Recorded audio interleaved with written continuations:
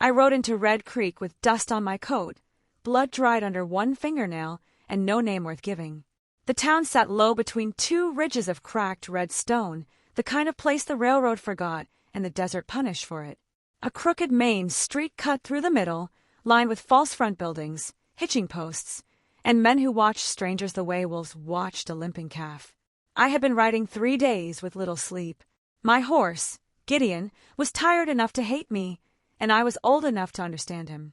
My right knee ached from an old cavalry wound whenever the weather turned dry, which was most days in that part of Arizona territory.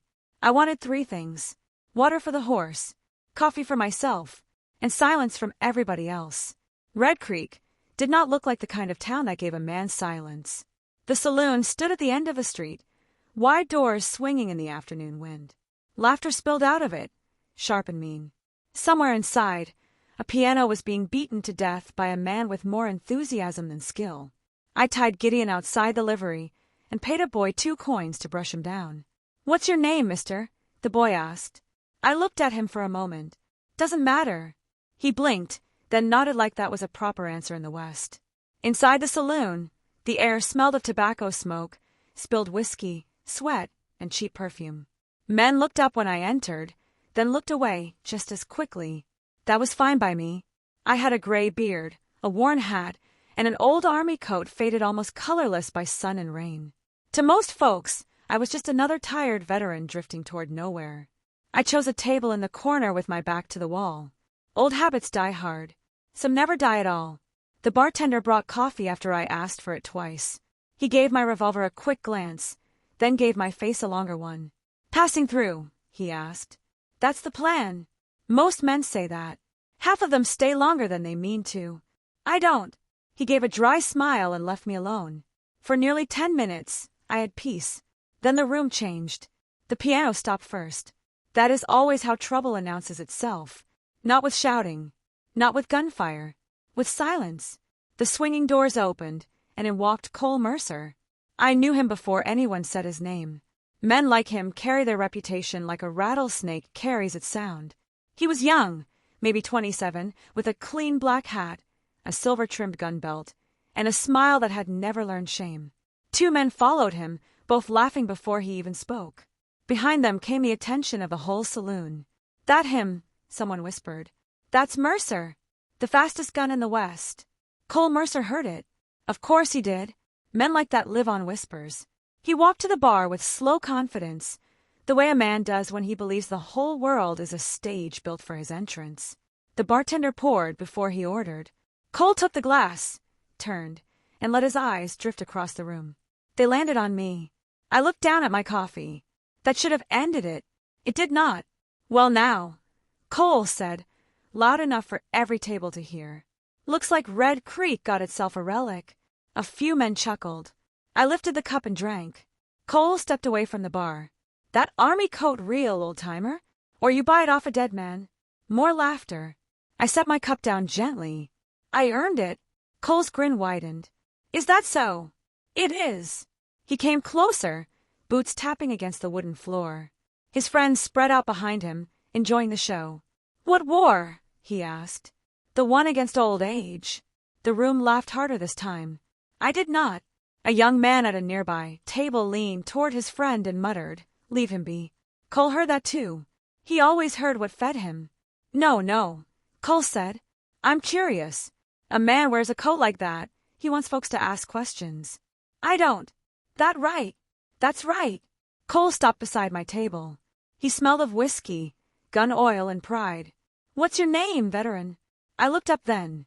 His eyes were pale blue, cold but restless. Fast eyes. Killer eyes. I had seen them before on boys who confused talent with immortality. "I don't use it anymore," I said. That amused him. "You don't use it anymore?" "No." "Well, ain't that mysterious?" He turned to the room. "Boys, we got ourselves a nameless war hero." More laughter rolled through the saloon. I kept my hands on the table where he could see them. Not because I feared him. Because I knew what fear did to young men with guns. It made them twitchy. Cole leaned down slightly. "You hiding from somebody?" "Yes." The answer cut the laughter short. Cole's smile thinned. "Who?" "Myself." For a second, Nobody spoke. Then Cole laughed, but it did not sound as natural as before. Well, that's poetic. You write that down somewhere, old man. No. You always this dull. Only when I'm tired. His friends laughed again, but softer now. Cole's pride did not like softer laughter. He reached across my table and picked up my coffee cup. He looked into it as if searching for courage at the bottom, then poured it slowly onto the floor. There, he said. Now you got a reason to stand up. I stared at the dark stain spreading between his boots. The bartender stepped forward. Cole! Stay out of it. The bartender stopped. I could feel the whole room waiting. Some hoped I would stand. Some hoped I would not. Most simply wanted a story to tell by morning. I took a slow breath. My right hand remained still. Cole watched it. Fast, yes, but impatient. That was his weakness. I pushed my chair back and stood. He was taller than me by 2 inches. Younger by 30 years. Stronger, probably. But when I stood, something in his expression shifted. Not fear exactly. Recognition. Maybe, though he did not know what he recognized. Some men carry violence like decoration. Others carry it like a scar. I had too many scars. Cole looked me up and down. You planning to draw on me? No. Smart. I was planning to get another coffee. A few men laughed before they could stop themselves. Cole's jaw tightened. You think you're funny? No. You think because you're old, I won't drop you? No. Then what do you think? I leaned close enough that only he and the nearest tables could hear me. I think you talk too much for a man who wants to live long. The saloon went dead quiet. Cole's hand hovered near his revolver. Mine did not move. That bothered him more than if I had reached first. His eyes searched my face again, and for one brief moment, the young legend saw something behind the gray beard and tired eyes. Something buried. Something waiting. But pride is a loud thing. It shouted over his instincts. You calling me slow? He asked. I'm calling you young. His mouth twisted. That's supposed to insult me? No. It's supposed to warn you. He stepped back, giving himself room. Chair scraped. Men leaned away. The bartender ducked, slightly behind the bar. A woman near the stairs covered her mouth. Cole Mercer smiled again, but now it was thin and dangerous. All right, veteran. Let's see if that warning comes with a hand. I sighed. Not from fear. From disappointment. Because I had come into Red Creek wanting coffee and silence, and instead I had found another young man desperate to die for applause. Cole, someone said from the bar, don't. He ignored it. Draw, he said. I looked at him for a long moment. No. His face flushed. No. No. You scared? Yes. That surprised him. I continued. Scared of what happens after. His hand twitched. Mine still rested at my side. Cole laughed loudly, forcing the room to follow him. You hear that? The old soldier scared. A few men laughed, but not many. He had lost them. He did not know it yet. I picked up my hat from the table and turned toward the bar. I'll take that coffee now. Cole moved fast. Not for his gun. For my shoulder. He grabbed my coat and spun me halfway around. The room gasped. And that was his mistake. Before his fingers tightened, I caught his wrist, stepped inside his reach, and twisted just enough to break his balance without breaking the bone. His knees bent. His breath caught. His gun hand dropped uselessly for half a second. Half a second is a lifetime. I took his revolver from its holster, spun it once, and set it on the table beside my empty cup. Then I let him go. Cole stumbled back, stunned. No one laughed now. His face turned red, then pale. His friends stared at the gun on the table like it had appeared by magic. I looked at Cole and spoke quietly. You were fast, son, but you were not careful. His eyes burned with humiliation. That was worse than anger. Anger fades. Humiliation grows teeth. The bartender finally brought another cup of coffee with shaking hands. I paid him, picked it up, and drank. Cole stood frozen in the middle of the saloon. You'll regret that, he said. I nodded. I regret most things. He snatched his revolver from the table, shoved it into his holster, and backed toward the doors. But before he left, he looked at me one last time. Not like a man looking at an old fool. Like a man trying to remember a ghost. When the doors swung shut behind him, the saloon stayed silent. Then an old ranch hand near the window whispered something I had not heard in 15 years. Lord help us! I turned slowly. His face had gone white. He knew. Somehow he knew. I placed my cup down. The old man swallowed hard and said the name I had spent half my life burying. And just like that, Red Creek stopped feeling like a town I was passing through. It became a trap. The old ranch hand said my name like a man spitting blood. Elias Crow. The saloon did not understand at first. Names have weight only when folks know what they carried. To most men in that room, Elias Crow was just 2 words dropped into smoke and silence. To the old ranch hand by the window, though, those words had opened a grave. His hands trembled around his whiskey glass. I looked at him carefully. He was thin, sunburned, with a white beard stained yellow near the mouth. One eye had a cloudy film over it, and the other watched me with a fear I had seen too many times on battlefields after the smoke cleared. I did not recognize him. That did not mean he had not recognized me.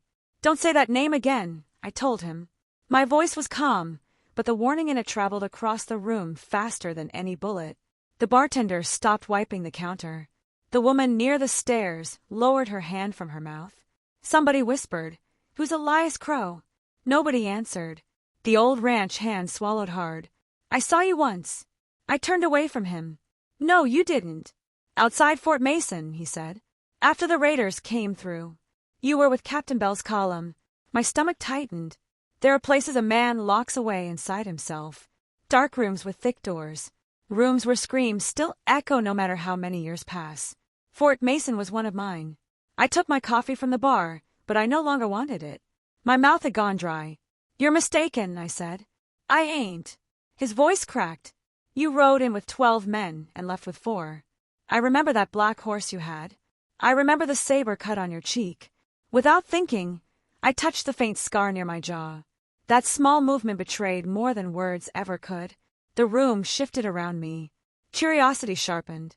Fear spread slower, but deeper. I set a coin on the counter. "Keep the change." Then I walked out of the saloon. No one tried to stop me. Outside, late afternoon had turned the town copper-colored. The sun hung low behind the ridge, setting every window on fire. Red Creek looked peaceful for a moment, but I had learned long ago that peace in the West was usually just violence catching its breath. I crossed the street toward the livery. The boy who had taken care of Gideon stood near the water trough, brushing dust from his pants. He looked up. "Mister, you leaving already?" "I should. I looked toward the ridge. Wind dragged sand across the road in thin golden lines. "Means I probably won't." He frowned, too young to understand and too smart not to worry. Behind me, the saloon door swung open. I did not turn. Cole Mercer's voice cut across the street. "Elias Crow." He said it differently from the old ranch hand. Not with fear. With hunger. I closed my eyes for a heartbeat. The boy stepped back. Cole's boots hit the road behind me. "So that's it," he called. "That's why you move like that. That's why you sit with your back to the wall." I turned slowly.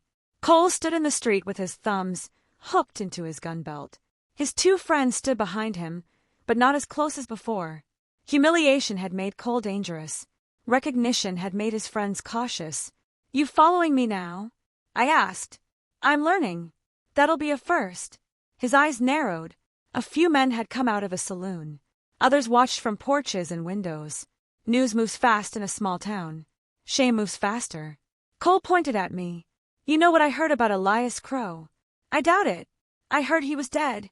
That was my hope, too. I heard he killed 7 men in one fight outside Abilene. People count poorly when they're scared. I heard the army used him when they needed killing done quiet." My face hardened. "Careful." Cole smiled. There it was again. That restless pride. That desperate need to stand taller than the name in front of him. "You don't like people talking about your legend?" "No." "Why?" "Because it ain't true." "Because enough of it is." That answer reached him. For just a second, the young gunman inside Cole Mercer stepped aside, and a boy looked out instead. A boy who had spent his life chasing stories told by drunk men under dim lamps. A boy who wanted his name, carried from town to town the way mine once had been. Then the gunslinger came back. "Well," he said, loud enough for everyone to hear, "I say legends ought to prove themselves." The street went still. Somewhere a horse stamped. I looked at him and saw the whole tragic shape of him. Cole Mercer was not evil. Not yet. He was worse than that. He was talented, admired, and unfinished. The West loved men like him until it buried them. I already told you, I said. I'm not drawing on you. You afraid I'll beat you? No. Then why won't you fight? I glanced at the people watching. A shopkeeper in a white apron. 2 miners covered in gray dust. A mother pulling her little girl behind her skirt. The old ranch hand standing in the saloon doorway like he had seen death walking upright. Because they'll remember it wrong, I said. Cole frowned. I continued. If you win, they'll say you killed an old man. If I win, they'll call it murder. Either way, your pride gets fed and somebody's mother loses a son. His jaw worked. You talk like a preacher. I've buried enough men to know what sermons are made of. Cole stepped closer. You embarrassed me in there. Yes. You took my gun. You put your hand on me. I can't let that stand. That's a choice. It's the West. No, I said. That's the lie boys tell themselves before they become corpses. The words hit harder than I expected. Not because they frightened him. Because they sounded too much like truth.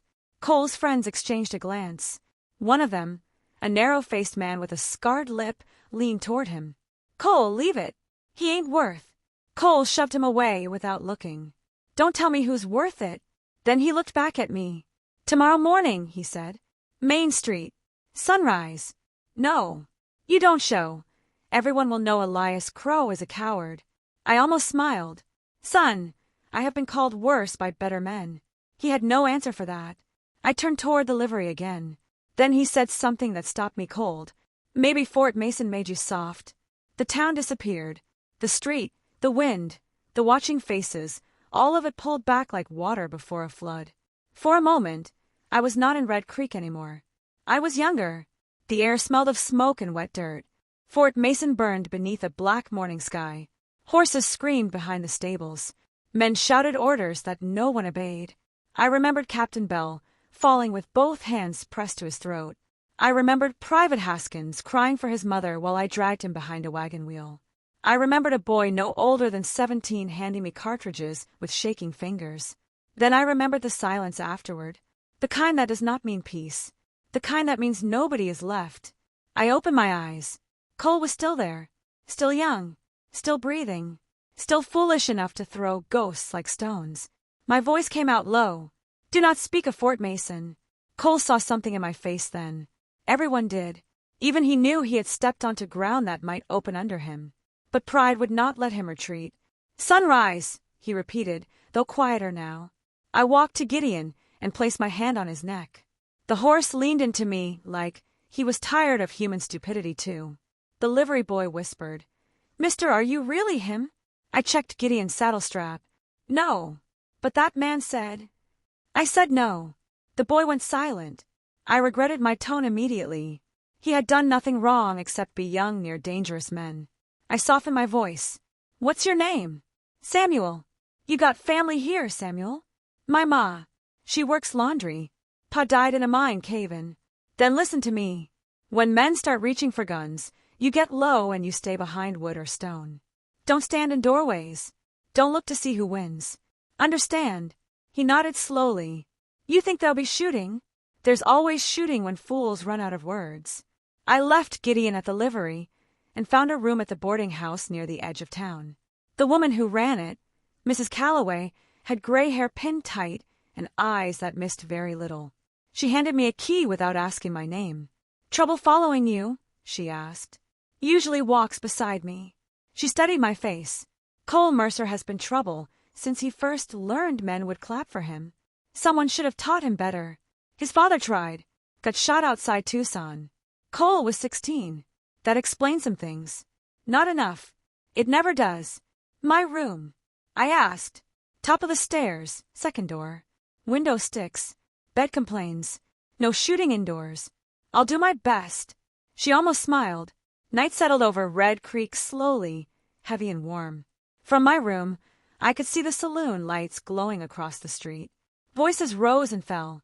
Somewhere a dog barked. Somewhere else, a man laughed too loudly. I sat on the bed and removed my boots. My hand shook only after the room was quiet. That was another thing about old habits. They waited until no one could see. I took my revolver from its holster and laid it on the small table beside the bed. It was not fancy like Cole's. No silver trim. No pearl grip. Just dark metal, worn smooth where my hand had held it through too many years. I hated the comfort it gave me. A knock came at the door. 3 soft taps. Not Cole. Cole would have kicked. I picked up the revolver anyway. Come in. The door opened just wide enough for the old ranch hand from the saloon to step inside. Up close, he looked even older. Fear had carved him hollow. I ain't here to cause you grief, he said. You already did. He nodded, accepting that. My name's Amos Pike. I waited. I served supply near Fort Mason. Wasn't no fighter. Just drove wagons. I don't remember you. I remember you. And I remember who came looking for you after. That made my hand still. What did you say? Amos glanced toward the hallway, then stepped inside and closed the door. There's men asking after Elias Crow again. The room seemed to shrink. How long? 2 weeks maybe. First in Silver Bend.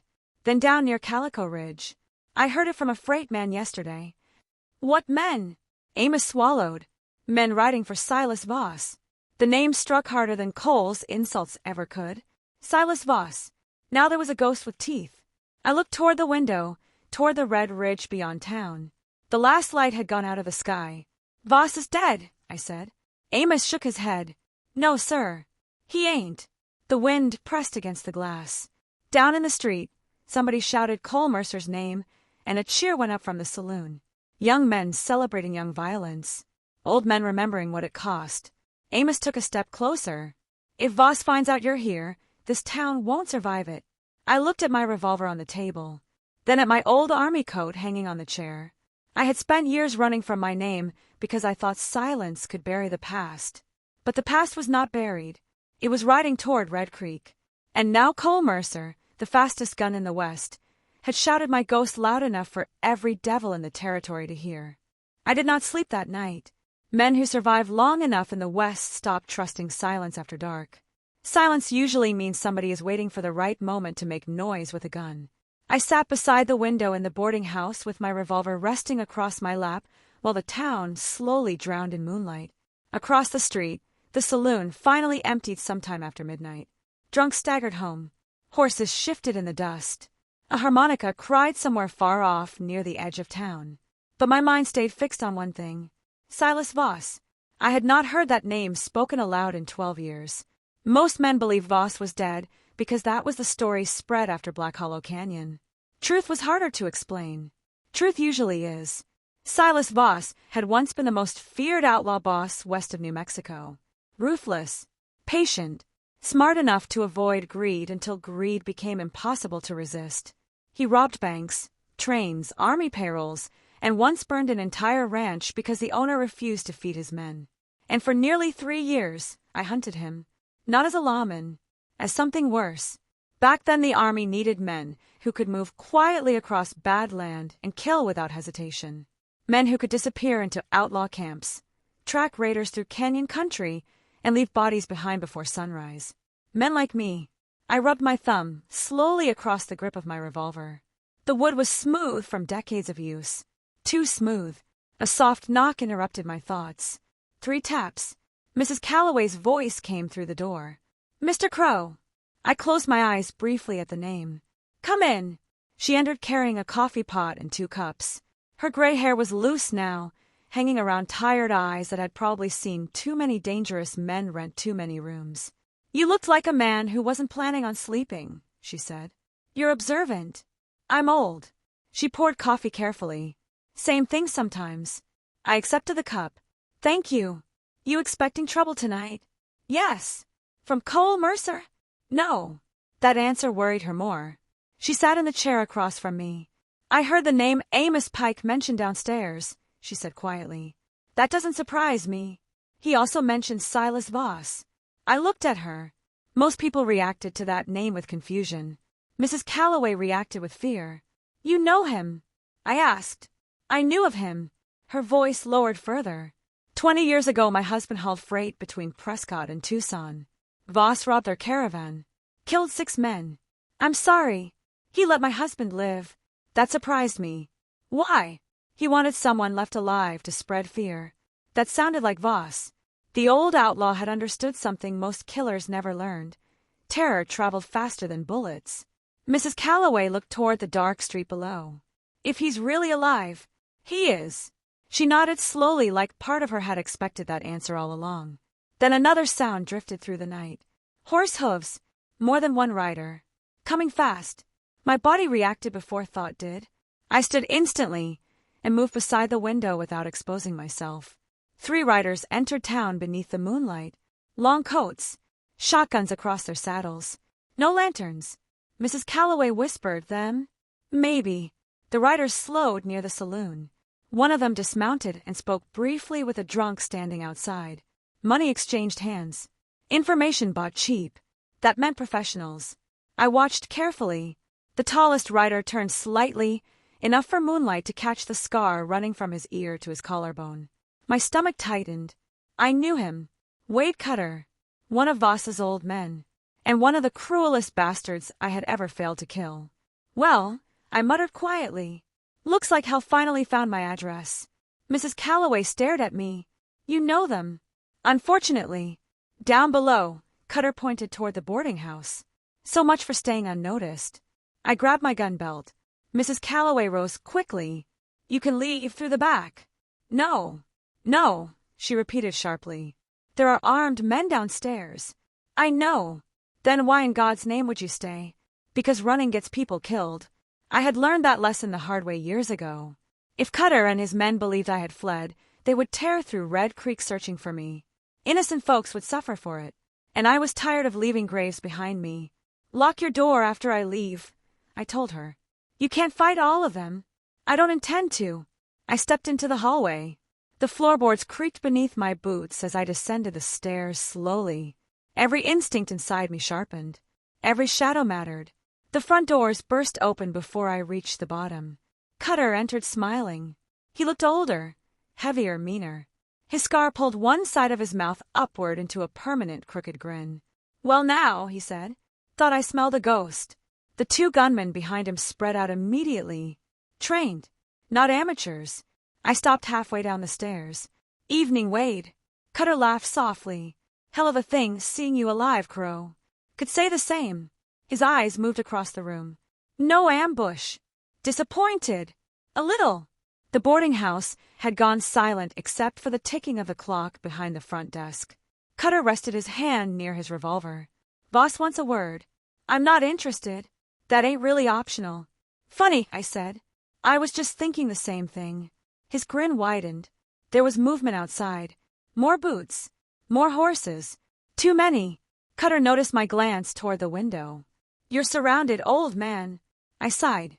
"Wade, if you were smart, that sentence would worry you." His eyes hardened.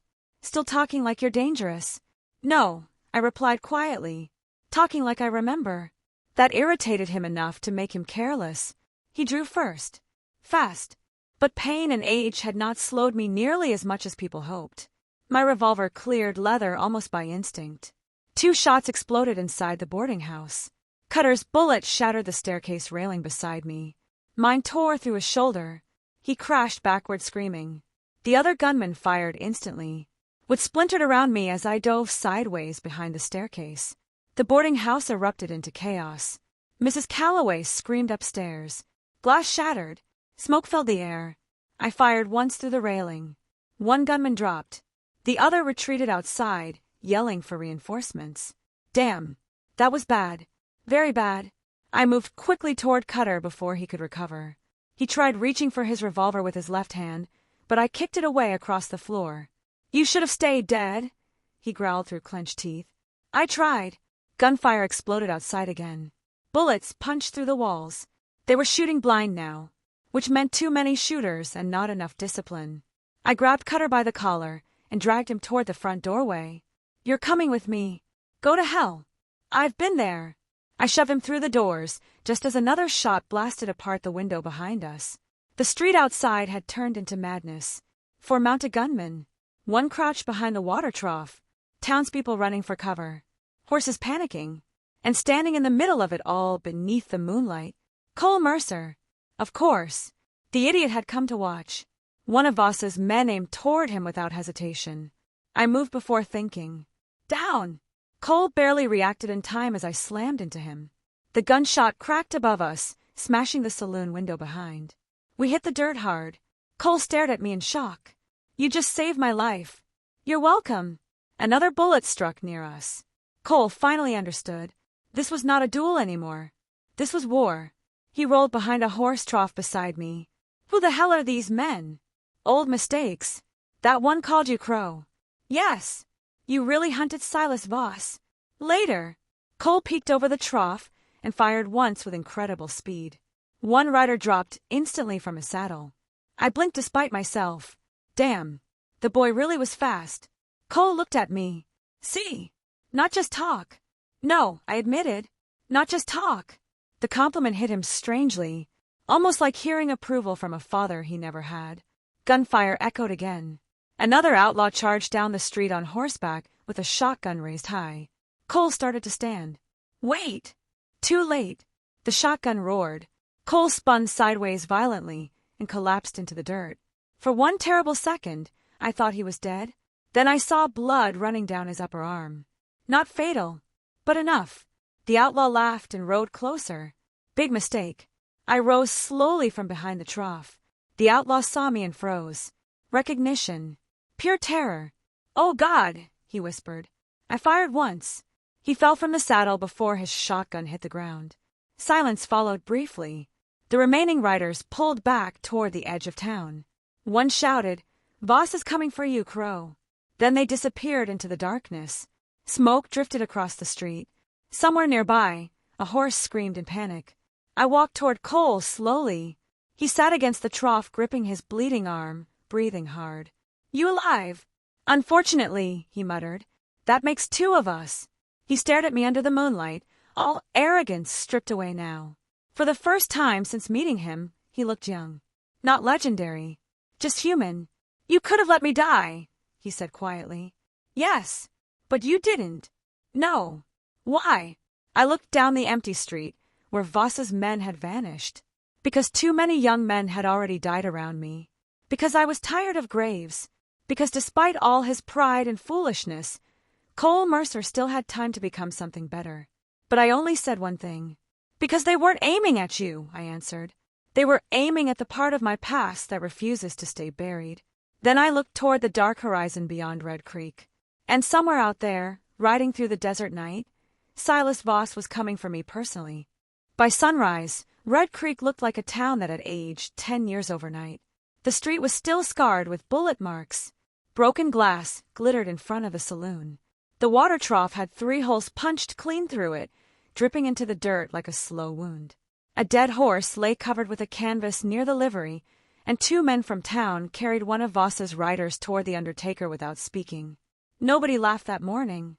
That was the thing about gunfire. It had a way of taking jokes out of men's mouths.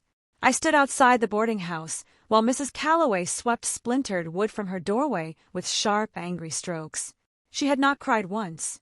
Some women on the frontier learned early that tears did not fix walls, bury bodies, or stop men from coming back.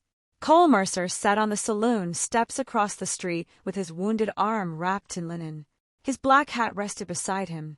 Without it, he looked younger, almost boyish, his blonde hair messy and damp with sweat. He had not said much since the shooting. That suited me fine. I had plenty of silence to keep company with. Amos Pike came limping down the street, carrying a battered rifle. He stopped a few feet away and glanced toward the eastern ridge. They'll come back, he said. Yes. With more men. Yes. He looked at me. And Voss. I nodded. Amos swallowed. Behind us, doors opened one by one. Townspeople stepped out carefully, as though the morning itself might shoot. The shopkeeper, the blacksmith, the laundrywoman, Samuel from the livery, a few miners, men, and women who had not asked for my past, yet now stood trapped inside it. That was what shame felt like. Not fear for yourself, fear for everyone standing too close to you. The sheriff finally came out of his office. Sheriff Nolan Briggs was a wide man with tired eyes and a gray mustache that drooped like a wet brush. He had spent most of the night hiding behind a locked door, which everybody knew and nobody had yet said aloud. He adjusted his gun belt and cleared his throat. Crow. I looked at him. He did not meet my eyes for long. You brought this on us. Mrs. Calloway stopped sweeping. Cole lifted his head. A few townspeople shifted uncomfortably. The sheriff found courage in their attention. Men came here looking for you. People got shot. Property got damaged. I want you out of Red Creek before noon. I stared at him. If I leave now, Voss burns this town looking for where I went. That ain't your decision. No, I said. It's his. The sheriff flushed. I am the law here. No, Sheriff. You are a man wearing a badge in a town that got lucky for too long. That cut deeper than I intended, but truth often does. His hand twitched near his holster. Cole stood slowly from the saloon steps. Don't, he said. The sheriff looked at him. This ain't your affair, Mercer. Cole's face tightened. It became mine when those men shot at me in the street. They were shooting because of him. Cole looked across at me, then back at the sheriff. And if he hadn't been here, I'd be dead. The street went quiet. That surprised people. It surprised me, too. Cole Mercer defending me was about the last thing I expected before breakfast. The sheriff opened his mouth, but Amos spoke first. You don't know who you're trying to run off, Briggs. I know enough. No, Amos said. You don't. Then he turned toward the people gathered in the street. His voice was rough, but it carried. You all heard the name Elias Crow last night. Most of you don't know it, because men stopped saying it once they learned it brought trouble. But I know it. I was there when that name meant something. I looked at him sharply. Amos. He ignored me. Maybe age had made him brave. Maybe guilt had. I served supply near Fort Mason, Amos continued. Wasn't no hero. Just drove wagons, hauled beans, bullets, blankets. But I saw things. Things men don't forget unless they drink themselves stupid. The town listened. Even the sheriff. Fort Mason was supposed to be safe, Amos said. But word got sold. Bad men came before dawn. Not soldiers. Not warriors. Killers. Voss's men were mixed in with them, though folks didn't know it yet. They hit the stables first, then the barracks. I looked away. The smell came back. Smoke. Blood. Burning hay. Amos kept talking. Captain Bell's men were cut down. Most of us would have died if Crow hadn't held the south gate with 4 soldiers and a broken rifle. That true? Cole asked quietly. I did not answer. Amos did. He took a saber cut across the face. Shot twice. Still dragged wounded men out under fire. When he ran out of cartridges, he fought with a knife. When the knife broke, he used a shovel. A murmur passed through the crowd. I closed my eyes. Heroes are made by people who were not there. Men who were there know better. Amos pointed a shaking hand at me. That man didn't become feared because he liked killing.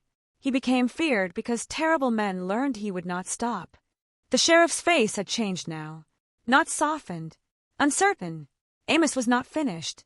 After Fort Mason, the army used him to hunt Voss. For years, Elias Crow tracked the worst men in the territory. Train robbers. Murderers. Bounty killers. The kind of men who carved fear into maps. He ended most of them. Cole's eye stayed fixed on me. And Voss? He asked. Amos lowered his voice. Black Hollow Canyon. At that name, even the wind seemed to hold still. I opened my eyes. Enough. Stop. But Cole stepped into the street. What happened at Black Hollow? I looked at him. You don't want that story. Yes, he said. I do. No. You want the legend. That is not the same thing. Cole swallowed, but he did not back away. Then tell me the truth. The truth. I had spent years avoiding that word. It was heavier than any gun I had ever carried. I looked around at the faces in Red Creek. They deserved to know why death was riding toward their homes. And maybe Cole deserved to know what kind of road he had been trying so hard to walk. So I told them. Silas Voss had 32 men when we cornered him in Black Hollow Canyon, I said. I had 11. No one moved. The army wanted him alive. I wanted him finished. We had chased him through burned settlements and robbed stage stations for almost 3 years. He knew we were coming. So he set a trap. My voice stayed steady, but inside me the canyon rose again. High black walls. Dust. Rifle smoke trapped between stone. Men screaming where the echoes made it sound like 100. Voss let us ride in deep before he opened fire from above. First volley killed 5. Horses went down. Men were crushed under saddles. We had no cover except dead animals and loose rock. Samuel, the livery boy, stared at me with wide eyes. I wished he had gone inside. I should have pulled back, I said. A smarter man would have, but I hated Voss too much by then. Hate feels like courage until the bill comes due. Cole's expression shifted. That line reached him. Good. Let it. We fought until sundown. By the time I reached Voss, I had 1 bullet left. He had a girl with him. 14, maybe 15. Daughter of a rancher he'd taken hostage to slow pursuit. A woman in the crowd whispered, "Dear Lord." He put a gun to her head and told me to drop mine. My throat tightened. There are memories that do not fade. They wait. I fired. Nobody spoke. I hit his hand. The shot made him pull the trigger anyway. Samuel looked down. Cole's face went pale. "The girl died?" he asked. "Yes." The word felt like gravel. I still got to Voss. We fought near the canyon edge. I put a knife in his side. He went over. I watched him fall. I thought that was the end. But it wasn't, Cole said. No. I looked toward the ridge. Voss survived. And if Amos is right, he has spent 12 years remembering my face. The town absorbed the story in silence. No one looked at me like a hero anymore. That was better. The sheriff removed his hat slowly. "So what do we do?" Before I could answer, a rider appeared on the east road. 1 horse. 1 man. He rode slowly, not hiding, not rushing. A white cloth was tied to a rifle barrel across his saddle. Messenger. I stepped into the street. The rider stopped near the well. He was young, dark-haired, nervous. Too nervous to be one of Voss's hardened killers. He looked around at the armed townspeople, then at me. "You Elias Crow?" I nodded. He took an envelope from inside his coat and held it out with 2 fingers. "Mr. Voss says this is for you." Cole started forward, but I raised a hand. The rider tossed the envelope into the dust. Then he turned his horse. "Tell Voss I got it," I said. The rider looked back. "He said you'd say something like that." Then he rode away. I picked up the envelope. The paper was thick, expensive, folded with care. Inside were only a few lines. "Crow, you took my hand, my brother, and 12 years of my life. At sunset, I take Red Creek. At sundown tomorrow, I take you. Run, and I burn every building with people inside. Stay, and I let the town watch you die. Silas Voss." I read it twice. Then I handed it to the sheriff. His hands shook before he finished. Cole came closer. "What does it say?" The sheriff gave him the letter. Cole read it, and something hard settled into his face. Not arrogance this time. Resolve. "He's coming tomorrow." "Yes," I said. "How many men?" "Enough." Mrs. Calloway stepped down from the boarding house porch. "Then we prepare." The sheriff looked at her as though she had lost her mind. "We." She glared at him. "You heard the letter. Running won't save us." One by one, the townspeople seemed to understand. The blacksmith reached for his hammer. The shopkeeper took off his apron. Amos held his rifle tighter. Samuel stood near the livery, scared but listening. Cole looked at me. "You know how he fights?" "Yes." "Then teach us." I studied him carefully. The fastest gun in the West stood before me with his arm bandaged, his pride wounded worse than his flesh, asking an old man for help. That was no small thing. "Why?" I asked. He looked down the street where his legend had nearly gotten him killed. "Because last night I learned fast ain't the same as ready." I nodded once. Maybe there was hope for him yet. For the rest of that day, Red Creek changed. Windows were boarded. Wagons were turned sideways at both ends of a street. Water barrels were filled in case of fire. Mrs. Calloway organized women and children into the stone cellar beneath the general store. The blacksmith made iron braces for doors. Miners brought blasting powder from the claim north of town. And I taught men how not to die too quickly. "Don't stand in windows," I told them. "Shoot from shadow, not from pride. If a man falls, you do not run into open ground unless you want to join him. Fire low if they ride fast. Horses are bigger targets than men." Cole listened closer than anyone. Once, near dusk, I found him behind the saloon practicing draws with his left hand because his right arm hurt too badly. "You'll tear that wound open," I said. He kept practicing. "I need to be useful." "You are useful when you think." He stopped and looked at me. "That an insult?" "No." He almost smiled. Then his expression turned serious. Was I like him? I knew who he meant. "Voss." "No," I said. Cole exhaled. "Could I have been?" I did not answer quickly. That depends on how many times a man mistakes fear for respect. He looked away. I liked it, he admitted. When they whispered my name. When they moved aside. When older men looked nervous. At least you know. Knowing don't clean it off. No, I said. But it tells you where to start washing. He nodded slowly. For a moment, he was not Cole Mercer, fastest gun in the West. He was just a young man standing at the edge of himself, afraid of what he might become. Night fell heavy. By lantern light, Red Creek waited. I stood in the middle of the empty street with Cole beside me and watched the dark ridge beyond town. Somewhere out there, Silas Voss was gathering men. Tomorrow, he would come to collect the death he believed I owed him. Cole touched the butt of his revolver. You think we can win?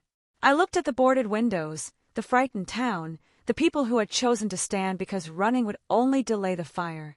Then I looked east. No, I said. Cole turned sharply. I continued. But we can make him pay enough that winning won't feel like victory. The wind moved through Red Creek carrying dust, smoke, and the memory of every man I had failed to save. And in the dark beyond the ridge, a single gunshot cracked like a promise. The men of Red Creek stopped sleeping after midnight. You could feel it in the air. Fear changes a town long before bullets arrive. Doors close softer, voices lower.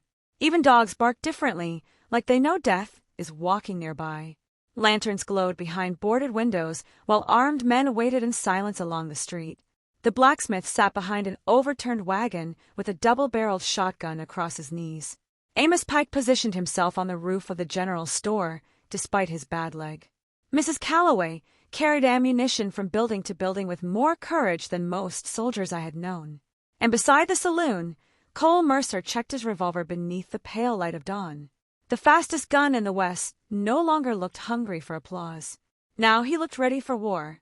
I stood near the center of town watching the eastern ridge slowly brighten under the morning sun. The desert stretched endless beyond it, harsh and empty, the kind of land that buried men without remembering their names. Cole approached quietly. How many you think he's bringing? Enough! That ain't really an answer. It's the only one that matters. He sighed. The wound in his arm had stiffened overnight, but he hid the pain well. Young men always try to hide pain. Older men learn pain is just another companion. Cole glanced toward the townspeople preparing barricades. You really think he'll burn the town? Yes. He always been like that. Worse. Cole looked at me carefully. You hate him. The words settled between us. Hate. I stared toward the ridge. No, I said finally. I did once. That's what created this. He frowned slightly. I don't understand. I know. That irritated him a little. Good. Understanding violence too quickly ruins men faster than bullets. A horse suddenly screamed near the edge of town. Every head turned instantly. Movement. Riders. A line of mounted men emerged slowly over the eastern ridge, black shapes against the rising sun. Dust rolled behind them like smoke from a coming fire. 10. No. 15. And at the center of them rode Silas Voss. Even from a distance, I recognized him. H had bent him some, but not much. He still sat tall in the saddle, long dark coat hanging behind him, gray streaks cutting through black hair. The left side of his face carried a deep scar I had given him at Black Hollow Canyon. Funny thing about surviving men. They often become monuments to each other's failures. The riders stopped just outside rifle range. Silence swallowed the town. Then Voss rode forward alone. I stepped into the middle of the street. Behind me, I heard revolvers cocking. Voss raised one gloved hand slightly. Easy now, he called. I came to talk first. His voice had not changed. Still smooth, still dangerous. You always did enjoy speeches, I replied. A slow smile crossed his scarred face. Elias Crow. Hearing my full name from him again felt like reopening an old wound with dirty hands. You look tired, he said. I am. You should have stayed buried. You first. A few men in town shifted nervously. Voss looked around Red Creek with calm amusement. You really turned these people into soldiers overnight. No. Fear did that. Fear works wonders. Yes, I said quietly. You taught me that. His eyes narrowed slightly. Then he noticed Cole Mercer standing near the saloon. Recognition flashed. Well now, Voss said, That the famous boy gunslinger? Cole stepped forward. Name's Cole Mercer. I know who you are. Men talk about you from Kansas to Sonora. Cole's jaw tightened slightly at the compliment. Voss noticed. Of course he did. Men like Voss survive by studying weakness. You remind me of Crow, Voss continued. Before life beat the poetry out of him. Don't listen to him, I said. Cole kept his eyes on Voss. You murder towns for money. Voss shrugged. And your generation kills for applause. Which one sounds worse? That hit harder than Cole wanted to admit. I stepped forward before the silence deepened. You came to kill me. So do it. Voss smiled again. Still trying to save people. Still trying to hide behind them. His expression hardened slightly. There he was. The real man beneath the charm. You took everything from me at Black Hollow. No, I said. Your choices did. That angered him. Good. Angry men rush. Voss looked toward the town. I made you an offer in my letter. I read it. Then hand yourself over. No. Voss sighed dramatically. That disappoints me. He raised his arm. Instantly, his riders spread outward. Positions. Flanking angles. Professional killers. My stomach tightened. This was no bluff anymore. I looked back toward the townspeople. Remember what I told you, I said loudly. Shoot low. Stay hidden. Nobody plays hero. Cole smirked slightly. That last part aimed at me? Yes. Then hell arrived. Gunfire exploded across Red Creek all at once. Windows shattered. Men shouted. Horses screamed. Voss's riders charged from both sides, while townspeople fired from barricades and rooftops. Smoke swallowed the street within seconds. I dropped behind a wagon as bullets tore splinters from the wood above me. Amos fired from the rooftop. One rider fell instantly. Good shot. Cole moved fast beside the saloon, faster than any man I had ever seen with a revolver. 2 quick shots dropped another attacker before the rider could even clear leather. But speed alone does not win wars. A shotgun blast tore apart the wall beside him. Left side! I shouted. Cole dove aside, just before another rider stormed through the smoke. I fired once. The rider toppled backward off his horse. Chaos spread everywhere now. The sheriff actually fought this time. Fear finally pushed him past cowardice. The blacksmith smashed a charging outlaw from his saddle with a hammer strike brutal enough to echo down the street. But Voss's men kept coming. Too many. I saw one throw a lantern onto a rooftop. Flames burst upward instantly. They're burning the town, someone screamed. Of course they were. That had always been the plan. Voss rode calmly through the smoke while men died around him. He was not rushing, not hiding. He wanted me angry, wanted me reckless, still knew me too well. I moved through cover carefully, firing only when necessary. One shot, another, a third. Bodies hit dust. The years had slowed my body some. But experience teaches things youth never understands. Timing, position, patience. Cole suddenly appeared beside me, breathing hard. They're pushing north side. I know. We can't hold both ends. No. He looked at me, then toward Voss, then back at me again. Understanding finally settled across his face. This was never about the town. No, I admitted. It was always about me. Another explosion shook the street. Miners had detonated blasting powder near the livery. 2 riders vanished in dirt and smoke. Cole wiped blood from his mouth. What's the plan? I stared at Voss through the drifting smoke. End it. You mean kill him? Yes. Cole hesitated only briefly. Then let's do it. We moved together through the burning street, while gunfire cracked around us. Somewhere behind us, Mrs. Calloway organized townspeople into bucket lines to stop the fire spreading further. The old woman had more grit than half the frontier. Voss saw us coming. Naturally, he dismounted slowly in the center of the street, while chaos raged around him. Finally, he called. Cole lifted his revolver. I grabbed his arm. No. What? This is mine. Voss laughed softly. There's the Elias Crow I remember. Cole looked between us angrily. You can't seriously be doing some honorable duel nonsense right now. It ain't honor, I said. It's debt. Voss spread his arms slightly. You hear that, boy? Old men love dying for symbolism. Shut up. Cole snapped. Voss's eyes flicked toward him. Fast.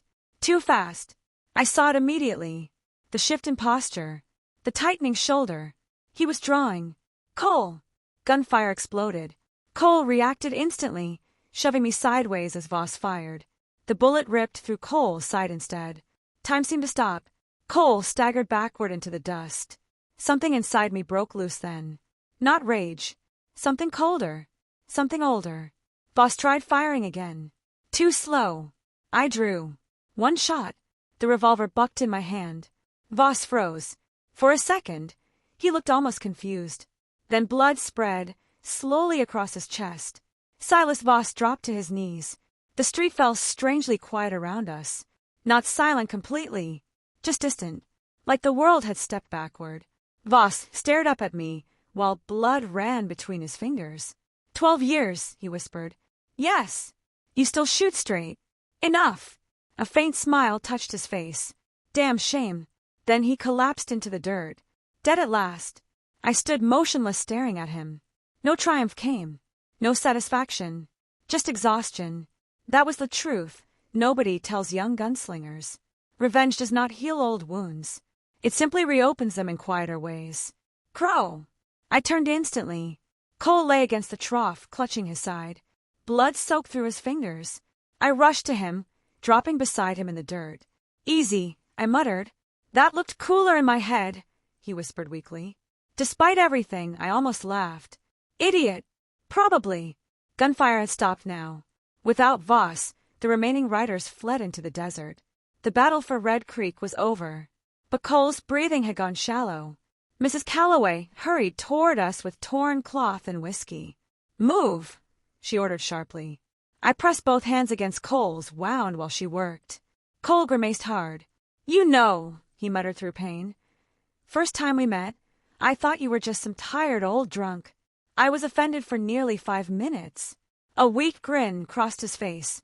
Then his expression turned serious. You were right. About what? Fast ain't the same as ready. I nodded slowly. No, I said. It ain't. His eyes drifted toward the sky. You think people stopped chasing legends after this? I looked around Red Creek. Smoke rising. Bodies in the street. Tired survivors helping the wounded. No, I answered honestly. But maybe they start understanding the cost. Cole closed his eyes briefly. You staying in town? I looked east toward the desert, toward all the graves behind me, then toward the people of Red Creek, still standing despite the fire. No, I said quietly. Men like me shouldn't stay anywhere too long. Mrs. Calloway glanced at me knowingly but said nothing. Hours later, after the fires were controlled and the dead counted, I saddled Gideon beside the livery. Samuel stood nearby watching silently. You leaving already? He asked. Yes. You got somewhere to go? No. He smiled slightly. Guess that means anywhere. Guess so.